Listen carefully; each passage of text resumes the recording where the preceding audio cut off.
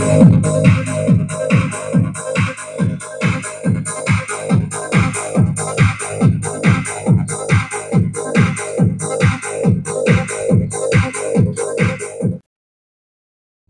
ईदच्या पार्श्वभूमीवर यवतमाळच्या अकोला बाजारमध्ये पोलिसांनी रूट मार्च काढला.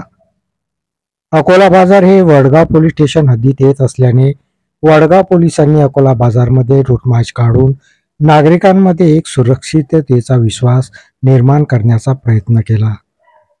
बकरी ईद साजरी करताना कुठेही कायदा सुव्यवस्थेचा प्रश्न निर्माण होऊ नये यासाठी पोलिसांचा हा रूट मार्च होता.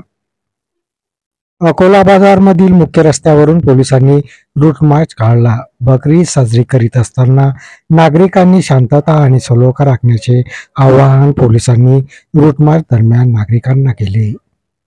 यवतमाळ जिल्हा पोलीस अधीक्षक कुमार चिंता, अप्पर पोलीस अधीक्षक पियुष जगताप, विभागीय पोलीस अधिकारी दिनेश बैसाने यांच्या सूचनेनुसार वडगाव जंगल पोलीस स्टेशनचे ठाणेदार विकास दांडे यांच्या मार्गदर्शनात PSI भाऊराव बोकडे, बीड जमादार गणेश आगेसह पोलीस कर्मचारी आणि होमगार्ड यांनी रूट मार्चमध्ये सहभागी झाले होते.